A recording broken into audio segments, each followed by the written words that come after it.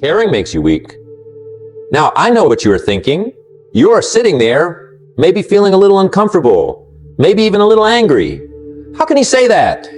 You might be wondering, is not caring what makes us human?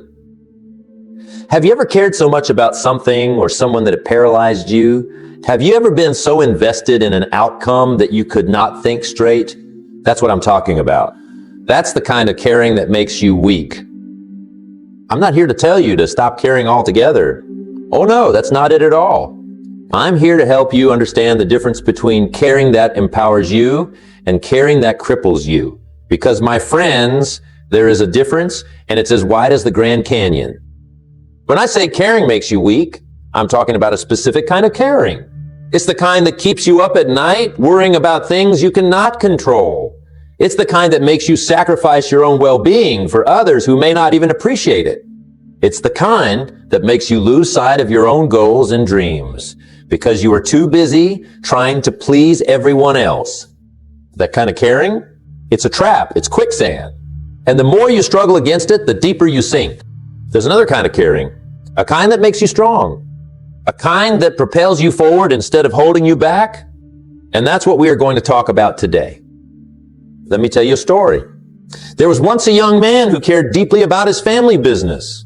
He worked day and night, pouring his heart and soul into every aspect of the company. He cared so much that he neglected his health, his relationships, and his personal growth. He thought he was being strong, being responsible, but in reality, he was making himself weak. One day, he collapsed from exhaustion. And as he lay in that hospital bed, he had an epiphany. He realized that by caring so much about one thing, he had made himself vulnerable. He had put all his eggs in one basket, and now that basket was crushing him. That's when he learned the truth. Caring makes you weak when it's not balanced with self-care and perspective. Now, I can hear some of you thinking, but is not it selfish to put yourself first? And to that I say, is it selfish for a tree to grow deep roots? Is it selfish for an airplane to secure its own oxygen mask before helping others? Of course not. It's necessary. It's survival. When you care about yourself first, your health, your growth, your peace of mind, you become stronger. And when you are stronger, you are in a much better position to care for others. It's like compound interest for your soul. The more you invest in yourself, the more you have to give to others.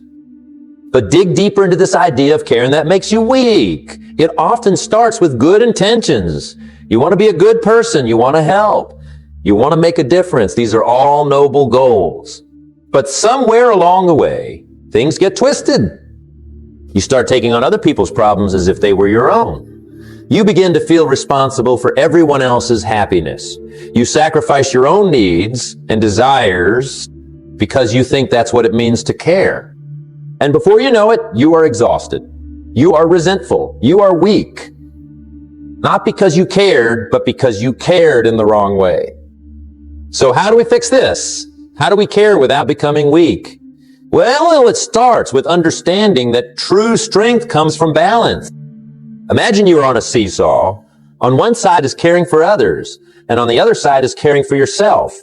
If you put all your weight on caring for others, what happens? The seesaw tips and you go crashing to the ground. But if you balance it just right, you can enjoy the ride and even lift others up with you. Balance. It's not about not caring. It's about caring smart.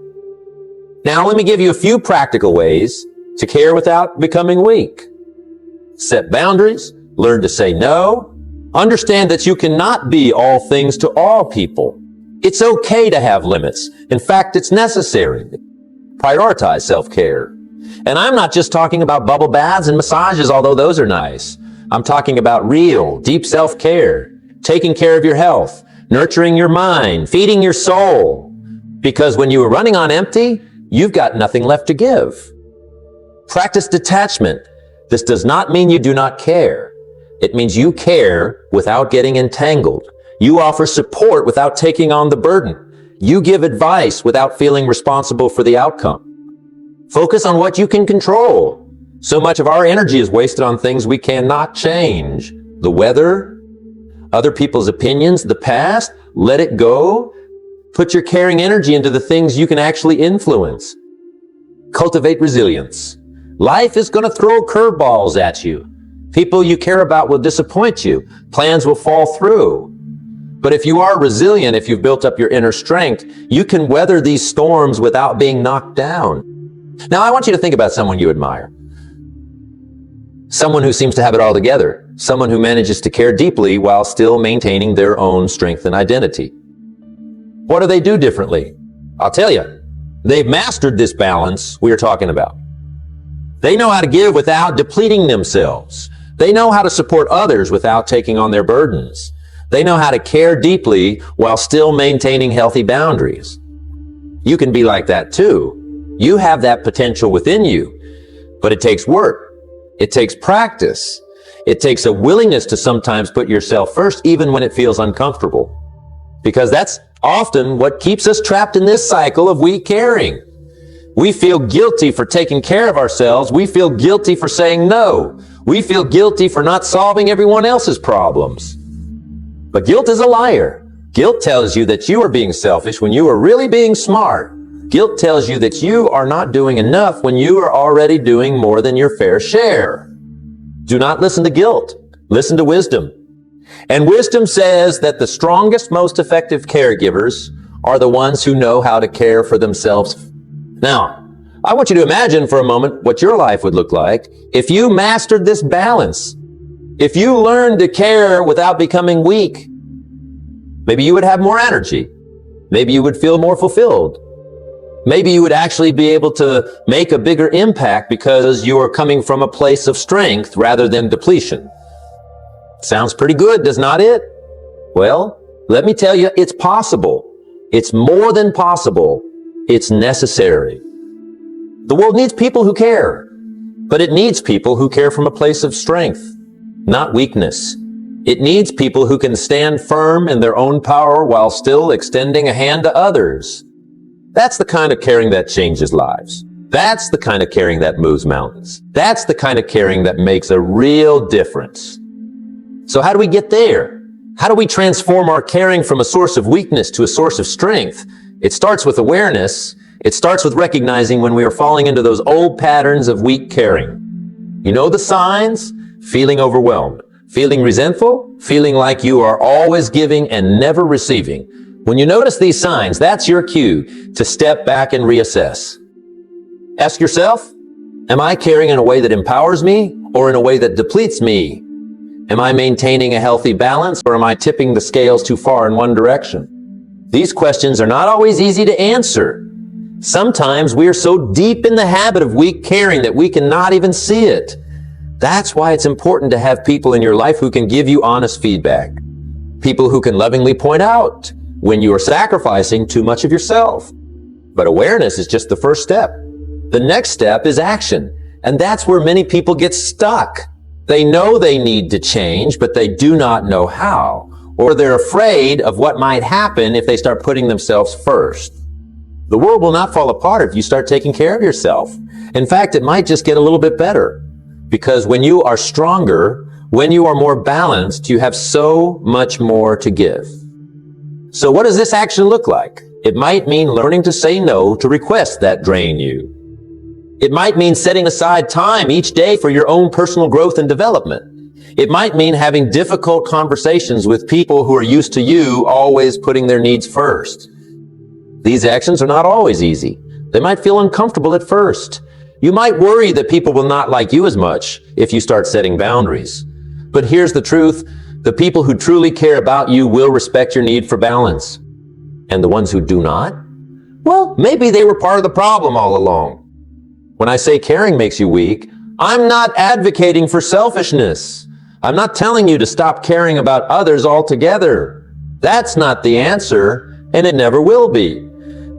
What I'm advocating for is smart caring. Caring that comes from a place of strength and abundance, not from a place of obligation and depletion. When you're on an airplane, they always tell you to put your own oxygen mask on before helping others. Why? Because if you pass out from lack of oxygen, you cannot help anyone. The same principle applies in life. If you are constantly giving without replenishing yourself, eventually you will have nothing left to give. So how do we care from a place of strength? It starts with self-awareness. You need to know your limits. You need to understand what energizes you and what drains you. And you need to be honest with yourself about these things. If helping at the local soup kitchen once a week fills you up and makes you feel connected to your community, that's great. Keep doing it. But if you find yourself dreading it, if it leaves you feeling depleted and resentful, then it's time to reassess. Maybe you need to reduce your commitment. Maybe you need to find a different way to contribute. Or maybe you just need to give yourself permission to take a break. The key is to listen to yourself, to pay attention to how you feel, not just in the moment, but in the hours and days that follow. Because caring that makes you strong should leave you feeling energized and fulfilled, not drained and resentful. Boundaries are crucial when it comes to caring without becoming weak. Boundaries are like fences. They define where you end and where others begin.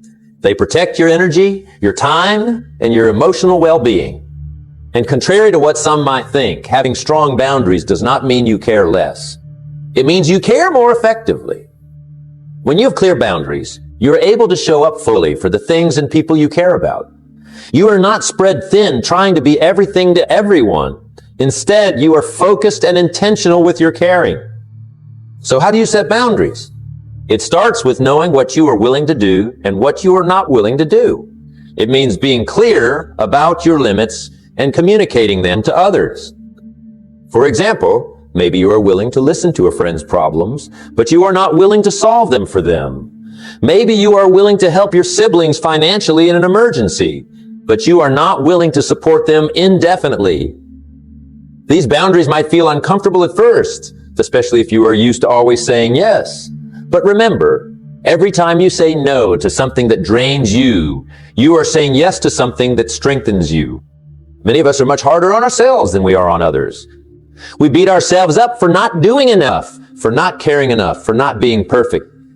But this self-criticism does not make us better caregivers. In fact, it does the opposite. It weakens us.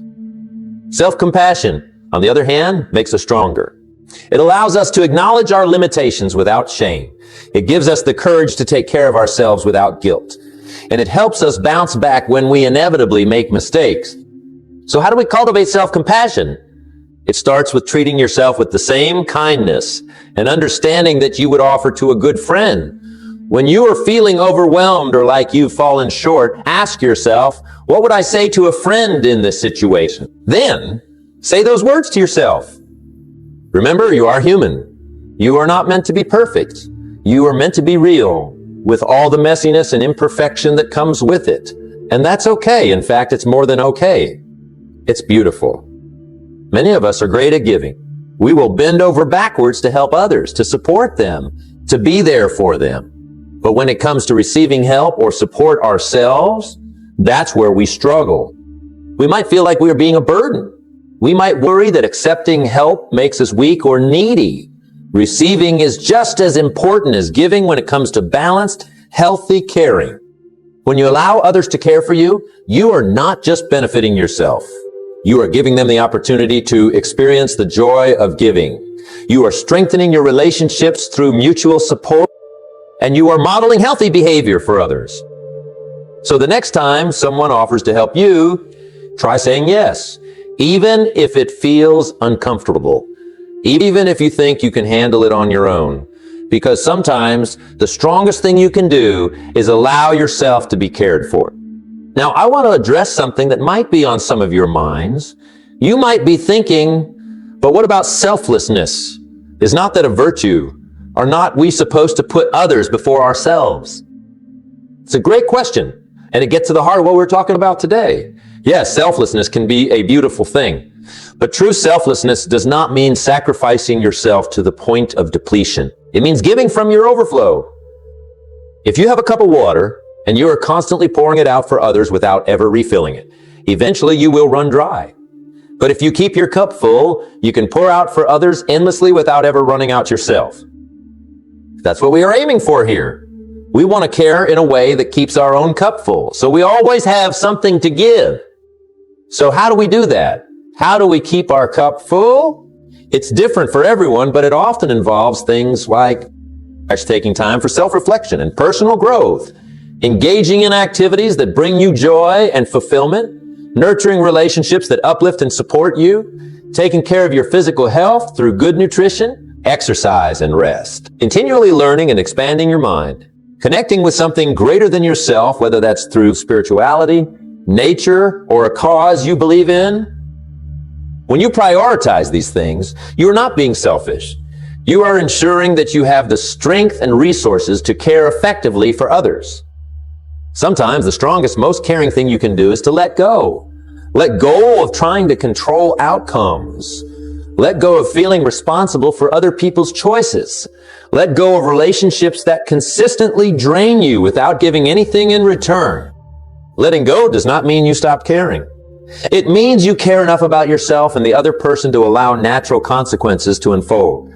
It means you trust in the process of life and growth even when it's uncomfortable. This kind of letting go requires strength. It requires faith. And yes, it requires care for the long-term well-being of everyone involved, including yourself. So the next time you find yourself holding on too tightly, ask yourself, what would happen if I let go? What could I learn? What could the other person learn? Sometimes the most caring thing you can do is to step back and allow growth to happen. You see, many of us fall into the trap of thinking that caring is something that happens to us. We feel obligated to care.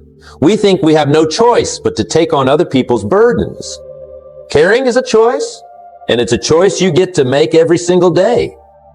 You get to choose who you care about and how much energy you invest in that caring. You get to choose what causes matter to you and how you want to contribute. You get to choose when to step in and when to step back. This does not mean you stop caring altogether. It means you become intentional about your caring. You align your caring with your values, your strengths, and your capacity.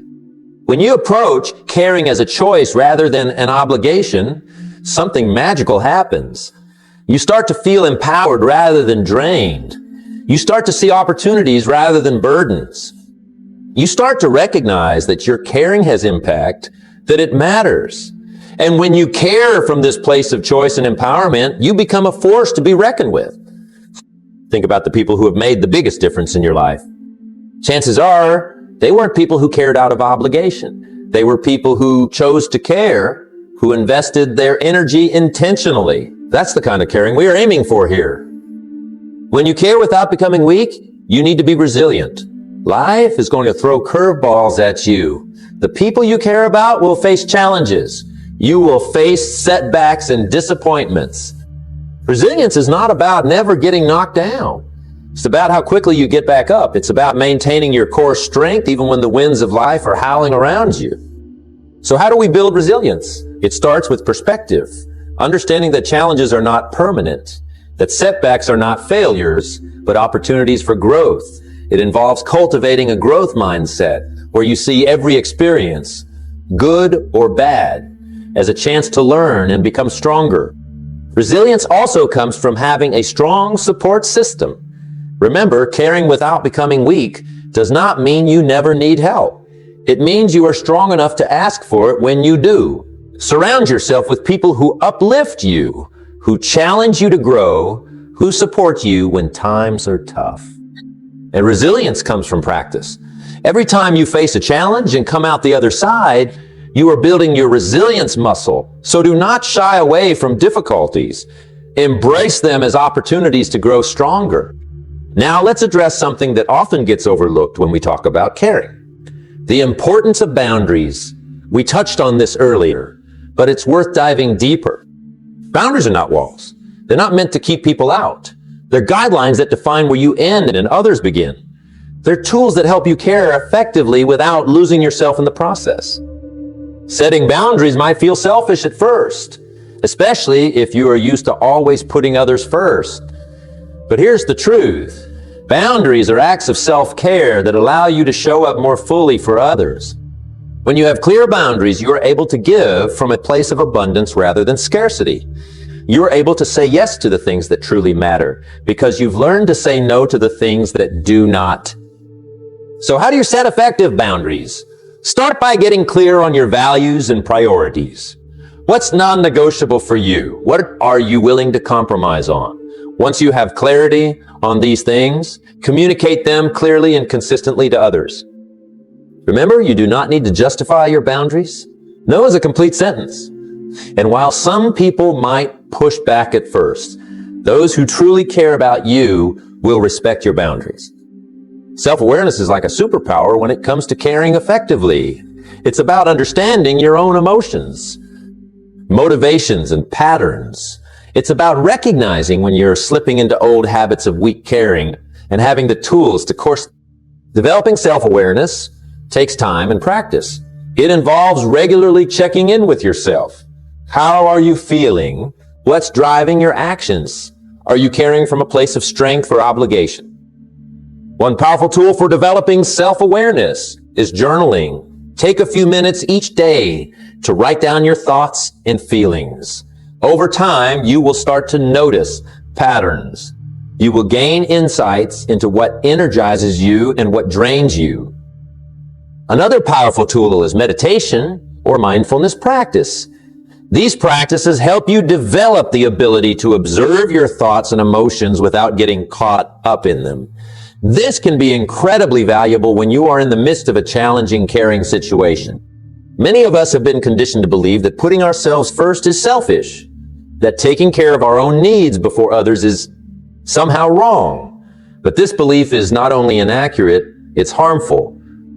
Think about it this way. If you are running on empty, how effective can you really be in caring for others? If you are constantly sacrificing your own well-being, how sustainable is your caring? True, selfishness is caring only about yourself to the exclusion of others. What we are talking about here is self-care, which is fundamentally different. Self-care is about maintaining your own well-being so that you can show up fully for others and for your own life. It's like the oxygen mask analogy we mentioned earlier. You put your own mask on first, not because you are selfish, but because it allows you to help others more effectively. So the next time you feel guilty for taking care of yourself, remember, self-care is not selfish. It's necessary. It's what allows you to care deeply and effectively without becoming weak. Emotional intelligence is the ability to recognize, understand, and manage your own emotions as well as the emotions of others. And let me tell you, it's a game changer when it comes to caring effectively. When you have high emotional intelligence, you are able to navigate complex emotional situations without getting swept away by them.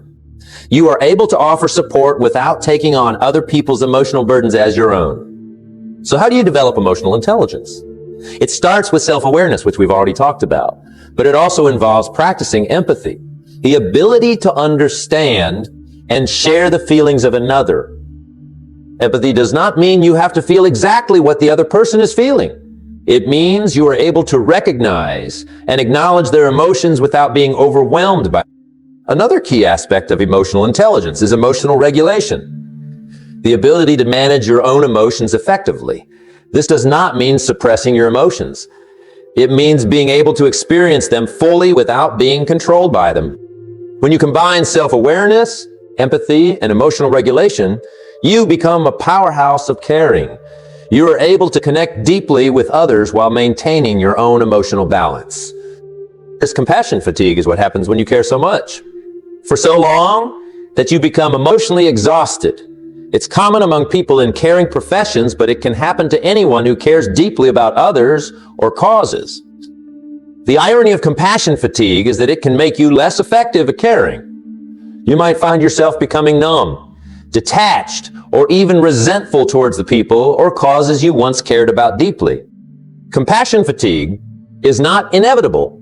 It's not the natural result of caring deeply. It's what happens when we care in ways that deplete us rather than strengthen us.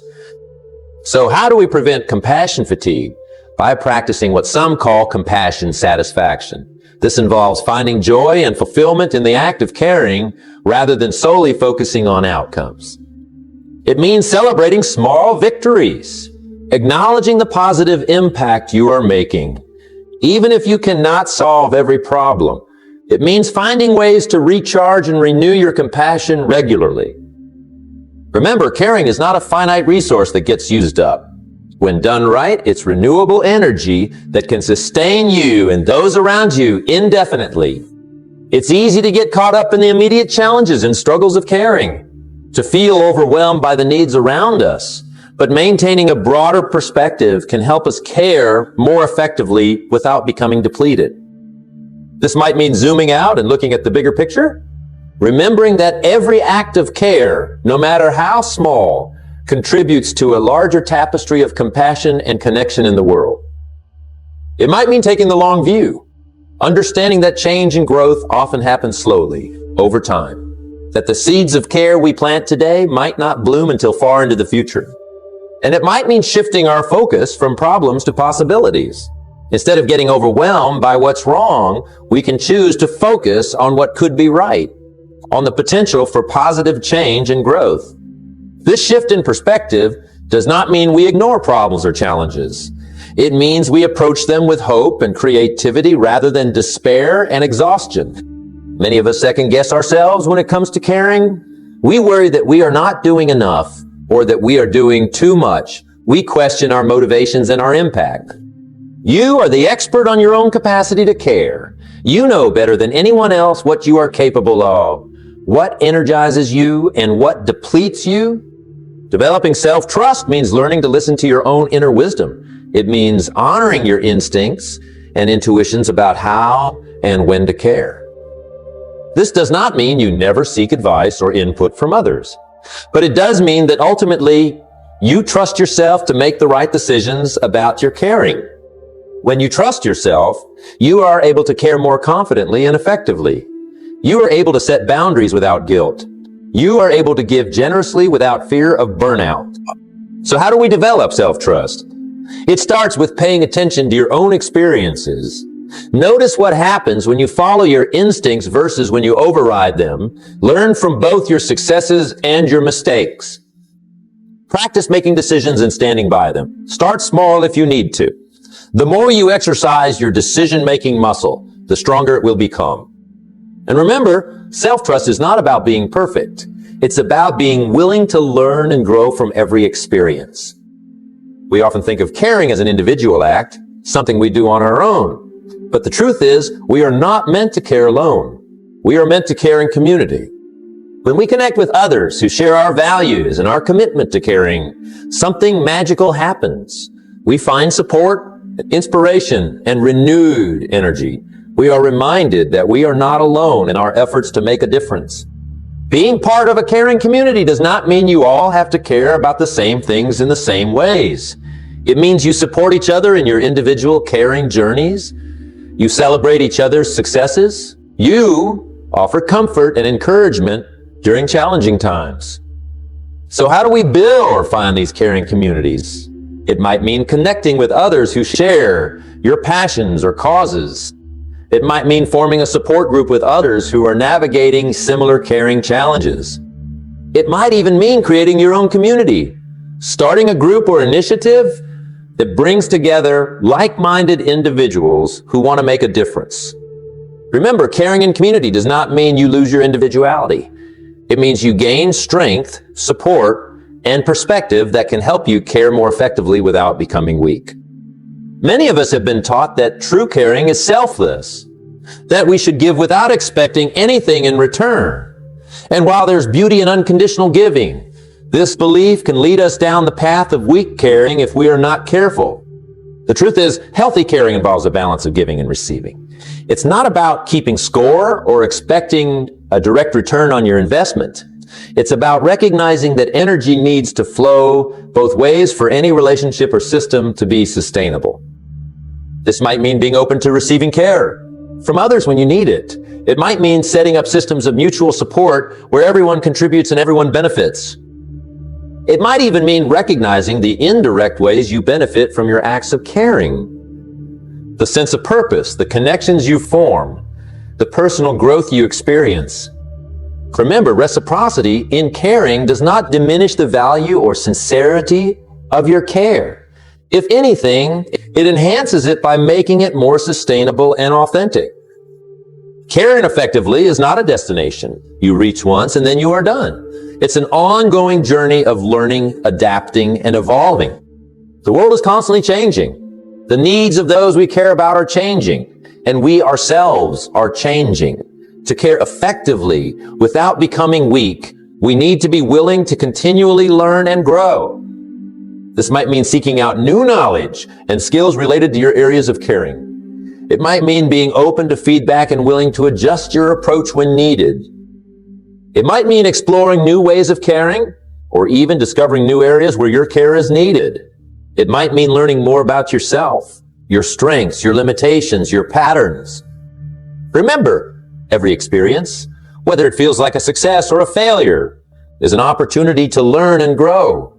The key is to approach your caring journey with curiosity and openness. Many of us fall into the belief that if we are going to care, we need to do it perfectly. We set impossibly high standards for ourselves. We beat ourselves up when we fall short. Perfectionism is the enemy of effective caring. It leads to burnout, disappointment, and ultimately weak caring. Perfect caring does not exist. What exists is real, messy, imperfect human caring. And that's beautiful. That's powerful. When we let go of the need to be perfect, we free ourselves to care more authentically and effectively. We are able to take risks, to try new things, to learn from our mistakes.